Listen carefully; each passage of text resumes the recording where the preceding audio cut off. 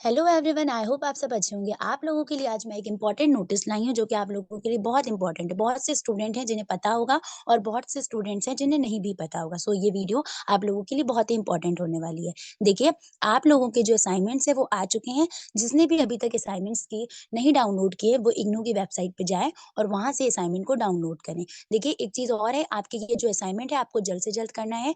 आपको इसको 30 अप्रैल तक की वहां पे सबमिट करना है। उससे पहले भी आप सबमिट कर सकते हैं, बट लास्ट डेट जो है वो आपकी 30 अप्रैल है। तो आपको फटाफट इसको जल्द से जल्द वहां से डाउनलोड करना है और उसके बाद इसे सॉल्व करना है। तो देखिए, यहाँ पर जो मैं आपका बेसिकली जो ये असाइनमेंट है ये आपका डिस्कस करने आई हूँ। बहुत से स्टूडेंट है जिन्हें पता भी होगा और बहुत से स्टूडेंट नहीं जानते होंगे। तो अभी आप इसे देखिए और फटाक से जाकर उन्हें डाउनलोड करिए। वैसे तो मैंने यहाँ पर ये आपका जो असाइनमेंट का है ये आपके लिए प्रिपेयर कर रखा है, जो कि आपका chemical energetic equilibrium and functional organic chemistry. तो ये भी आपका BCSCT 133 जो है उसका असाइनमेंट है। तो देखिए, इसमें आपका बेसिकली आपको 2 पार्ट में क्वेश्चंस पूछे गए हैं। एक पार्ट ए है एंड एक पार्ट बी है। पार्ट ए में आपके 1 टू 5 क्वेश्चन है एंड पार्ट बी में आपके 6 टू 10 क्वेश्चन है। सारे क्वेश्चंस आपको अटेम्प्ट करने हैं। मार्क्स सबके सारे क्वेश्चंस के सामने आपको देखने को मिल जाएंगे। असाइनमेंट कोड क्या है, कोर्स कोड क्या है और मैक्सिमम नंबर्स क्या है वो आपको यहाँ पर लिखा हुआ मेंशन मिल जाएगा। सो अब हम लोग स्टार्ट करते हैं। देखिए, जो आपका पार्ट ए है जिसमें हम लोग केमिकल एनर्जेटिक के बारे में देखेंगे। इसमें आपके क्वेश्चंस आए हैं, जैसे कि आपका पहला क्वेश्चन है, state zeroth law of thermodynamics and give the requirement for the thermal equilibrium. तो देखिए, 2 मार्क्स का आपको इसको एक्सप्लेन करना है। आपको इसको ट्राई करना है कि आप पैराग्राफ में लिखिए और लास्ट में आप इसमें कुछ पॉइंट्स ऐड करिए। बी है आपका, differentiate between a close and an isolated thermodynamic system with the help of suitable diagram. देखिए, ये अगर आपका जो क्वेश्चन है ना, इसमें आपको ओपन और क्लोज का पता ही होना चाहिए कि कैसे डायग्राम बनेगा। तो यहाँ पर तो मेंशन ही है कि आपको यहाँ पे सुटेबल एग्जांपल्स देने हैं। तो सुटेबल एग्जांपल्स के साथ ही साथ आपको यहाँ पे डायग्राम भी बनाना है। नेक्स्ट आपका सी क्वेश्चन है, 0.25 mole of an ideal monoatomic gas undergo isothermal expansion from a volume of 2.0 decimetre cube to 10 decimetre cube at 27 degree Celsius. Calculate the maximum work that can be obtain from this process. आपको यहाँ पे maximum work को क्या करना है, आपको यहाँ पे कैलकुलेट करना है। तो ये आपका पहला क्वेश्चन हो गया जिसको इन्होंने ए बी सी पार्ट में डिफरेंशिएट किया। देखिए, मार्क्स सबके लिखे हुए हैं। आपको अपने क्वेश्चंस के जो आंसर अटेम्प्ट करने हैं वो अकॉर्डिंग टू मार्क्स करने हैं। मैंने एक प्रीवियस वीडियो पहले से अपलोड कर रखी है केमिस्ट्री के असाइनमेंट की, कि आपको उसमें कैसे असाइनमेंट को लिखना है, कौन कौन सी सब हेडिंग्स को यूज करना है। तो आप लोग उसे देखिएगा और उसके बाद ही अपना जो असाइनमेंट है इसको लिखना स्टार्ट कीजिएगा। फिर उसके बाद हमारा जो सेकंड क्वेश्चन है इसको भी इन्होंने 3 में कैटेगराइज किया गया, ए बी सी। ए है हमारा, calculate the amount of heat required to increase the temperature of 2.00 moles of organ gas from a temperature of 200 K to 500 K under isobaric condition। देखिए, यहाँ पे आपके आइसोबेरिक कंडीशन के बारे में आपको बताना है।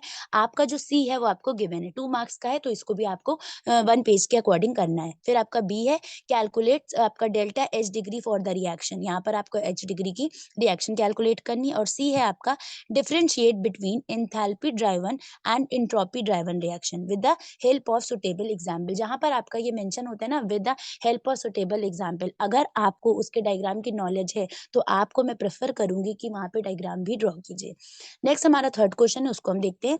आपके जितने भी क्वेश्चन है उन्हें कैटेगराइज किया गया है, तो उस अकॉर्डिंग आपके मार्क्स भी यहाँ पर मेंशन है। तो उसी अकॉर्डिंग आपको अपने आंसर्स को अटेम्प्ट करना है। थर्ड है हमारा ए, जिसमें हमारा बोला गया है, define enthalpy of atomisation. The enthalpy of atomisation of graphite is found to be 715 kilo joule mole पर।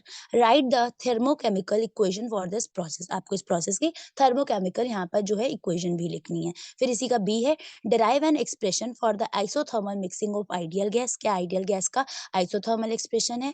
सी, fossil fuels are being replaced with the hydrogen, much of its being derived from methane, CH4 in the natural gas which uses the forward reaction of the equilibrium. What will be the expression for Kc? यहाँ पर आपको Kc के बारे में बताना है और साथ ही साथ यहाँ पर रीजन भी बताना है कि fossil fuels being replaced with the hydrogen. So ये आपका थर्ड क्वेश्चन है जिसको भी कैटेगराइज करा है और यहाँ पर आपके मार्क्स मेंशन है। देखिए, जो आपके 5 मार्क्स के है ना, इनको कोशिश करिएगा आपको 3 to 4 पेजेस में लिखना है, बट साथ ही साथ आपको इसमें पॉइंट्स ऐड करने हैं। अपने आंसर को ट्राई करिए कि पैराग्राफ से ज्यादा आप पॉइंट्स में उसको एक्सप्लेन करिए। फोर्थ क्वेश्चन देखते हैं हम लोग। यहाँ पर हमारा जो इसका ए और बी सी में जो हमारा ए पार्ट है उसमें बोला गया है, the successive ionization constant of polyprotic acid are smaller and explain. देखिए, यहाँ पर इन्होंने पूछा है, इसका एक रीजन आपको बताना है।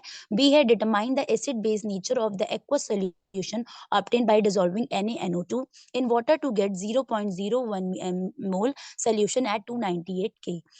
C है consider the equilibrium PCl3 plus Cl2 PCl5. This reaction is endothermic. What will be the change in the concentration of chlorine? More PCl5 is added. B इसका पूछा गया है. More PCl5 is added. फिर C पूछा गया है temperature is increased and D है the volume of the container is reduced. देखिए इसमें आपकी चार चीजें पूछी गई A B C D. जो आपका C वाला क्वेश्चन इसमें आपके 4 क्वेश्चंस पूछेगा और 4 मार्क्स के, तो हर एक क्वेश्चन आपका 1 मार्क्स का है, तो आपको उसको उसके अकॉर्डिंग ही एक्सप्लेन करना है. फिफ्थ क्वेश्चन देखते हैं जो कि हमारा पार्ट का लास्ट क्वेश्चन है. इसको भी इन्होंने कैटेगराइज किया है the sulphides of group 4 cation are not precipitate in group 2. ये आपको एक्सप्लेन करना है. बी है आपका arrange propionic acid ethanoic acid to chloroethanoic acid and the increasing order of acidity. देखिए एसिडिटी के अकॉर्डिंग यहाँ पर आपको क्या बताना है, इन तीनों का अरेंजमेंट बताना है और रीजन भी देना है. सी है the solubility product of AgCl. AgCl का क्या सॉल्युबिलिटी प्रोडक्ट है और यहाँ पर आपको कंसंट्रेशन कैलकुलेट करना है. Calculate the concentration of chloride ion required to precipitate silver ion from its 0.01 mole solution. तो ये आपका फिफ्थ क्वेश्चन हो गया. अब हम लोग इसका पार्ट बी का डिस्कस करते हैं. आपके पार्ट ए में मैंने जो 5 क्वेश्चंस डिस्कस किए वो आपके असाइनमेंट के अकॉर्डिंग तो इंपॉर्टेंट है, साथ ही साथ आपके एग्जाम के पॉइंट ऑफ व्यू पे भी इंपॉर्टेंट है. तो आपको जब इनके आंसर अटेम्प्ट करने हैं तो थोड़ा अच्छे से करना है जिससे कि आपकी प्रिपरेशन भी होती रहे. उसके बाद एक कंप्लीट द आपका ये पार्ट बी है, इसमें आपके 6 to 10 क्वेश्चन देखने को मिलेंगे जो कि हमारा 6th है. Complete the following reaction. यहाँ पर आपको रिएक्शंस दी गई हैं 5 रिएक्शन और जिन्हें आपको कंप्लीट करना है. लाइक आपका पहला बोला गया phenol is react with zinc, what's the product. फिर आपका सेकंड है आपका यहाँ पे CH3 CH2 5 CH3, उसको इन्होंने क्या किया, इन्होंने हीट करा है with the presence of platinum, तो क्या प्रोडक्ट मिलेगा. थर्ड है आपका बेंजीन को इन्होंने रिएक्ट करवाया है आपका किसके CH3CO CH3 के साथ इन द प्रेजेंस ऑफ AlCl3. ठीक है, तो आपका क्या प्रोडक्ट है ये आपको बताना है. फोर्थ वन है आपका बेंजीन को इन्होंने रिएक्ट करवाया in the presence of chlorine, तो what's the product. And last one nitrobenzene जो है आपका उसको इन्होंने रिएक्ट करवाया है इन द प्रेजेंस ऑफ HNO3 और H2SO4 मीन सल्फ्यूरिक एसिड और नाइट्रिक एसिड के प्रेजेंस में करवाया गया है जब इसकी रिएक्शन, तो क्या मिला है. तो ये सारे जो आपके रिएक्शन है इनके आपको प्रोडक्ट्स को यहाँ पर मेंशन करने हैं. 5 मार्क्स के हैं, आपका एक एक marks each of the reaction का है. नेक्स्ट हम लोग 7th क्वेश्चन देखते हैं. देखिए यहाँ पर इसका जो बी पार्ट है जिसमें इन्होंने क्या कहा है, right the product for the following reaction, explain product formation using its mechanism. यहाँ पर भी मैकेनिज्म का डिस्कशन किया है. मैंने अभी आपको इससे पहले अब एक वीडियो अपलोड करी, आप लोग इसे देखिएगा, जिसमें मैंने बताया है कि मैकेनिज्म की स्टार्टिंग कैसे करते हैं. मैकेनिज्म में आपको इफेक्ट्स पता होना जरूरी है. जब तक आपको इफेक्ट्स नहीं पता होंगे आप कोई भी मैकेनिज्म इजिली नहीं कर पाएंगे. तो वो मैंने वीडियो जो है वो अपना पहले से अपलोड कर रखा है, आप उसे एक बार जाके देखिएगा और उसके बाद ये मैकेनिज्म आपको बहुत जल्दी ही समझ आ जाएगी. 7th क्वेश्चन है आपका why alkynyl and aryl halides are less reactive toward nucleophilic substitution.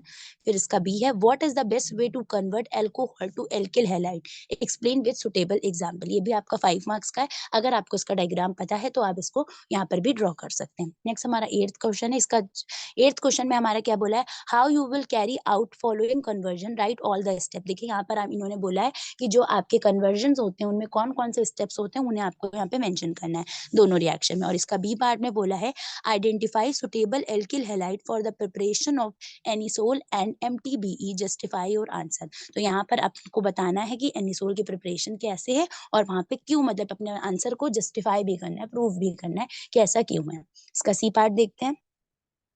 अब हमारे इसमें जो 9th क्वेश्चन है इसमें हमें ये देखना है कि distinguish between crown ethers and cryptands. तो आपके ईथर और इको ईथर, आइसो ईथर, इन सब में भी डिस्टिंग्विश आता है, तो उसको भी आपको अच्छे से देखना है. यहाँ पर तो इन्होंने डायरेक्टली ही पूछ लिया है ईथर और क्रिप्टेंट्स में क्या डिफरेंस है, तो वो भी आपको 5 मार्क्स में एक्सप्लेन करना है.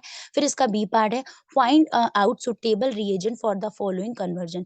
इससे पहले आपसे पूछा गया था प्रोडक्ट, अब यहाँ पर आपसे रिएजेंट पूछा गया, तो आपको इन सारे जो 5 रिएक्शंस दिए इन सबका आपको रिएजेंट बताना है. अब लास्ट क्वेश्चन हमारा 10th जिसका हम डिस्कस करते हैं. इसमें आपका बोला गया है right the mechanism of following reaction. देखिए जो आपके रिएक्शंस जो हैं, उन सबका मैकेनिज़्म बहुत इम्पोर्टेंट है आपके एग्ज़ाम और आपके असाइनमेंट दोनों के पॉइंट ऑफ व्यू पे। तो आपको इसको अच्छे से तैयार करना है। यहाँ पर आपका एसिड कैटालाइज़ एनालाइज़ेशन बोला है और दूसरा आपका पूछा है क्लेज़ेंज़न इस्केमिड रिएक्शन। साथ ही साथ कई-कई बार ब्रिज रिडक्शन भी आता है, बट अभी आपके असाइनमेंट में ये 2 दिया है, तो इनका मैकेनिज़्म भी आपको यहाँ पर स्टेप्स के फॉर्म में लिखना है, तभी आपको 10 आउट ऑफ 10 मिलेंगे। 10 नहीं तो एटलीस्ट 9 तो आपको मिलेंगे if you are right in the steps, okay. अब एक चीज़ मैं आप लोग को और बताना चाहती हूँ, देखिए इसके जो आंसर्स हैं, वो भी मैं आपकी नेक्स्ट वीडियो में अपनी कवर करूँगी।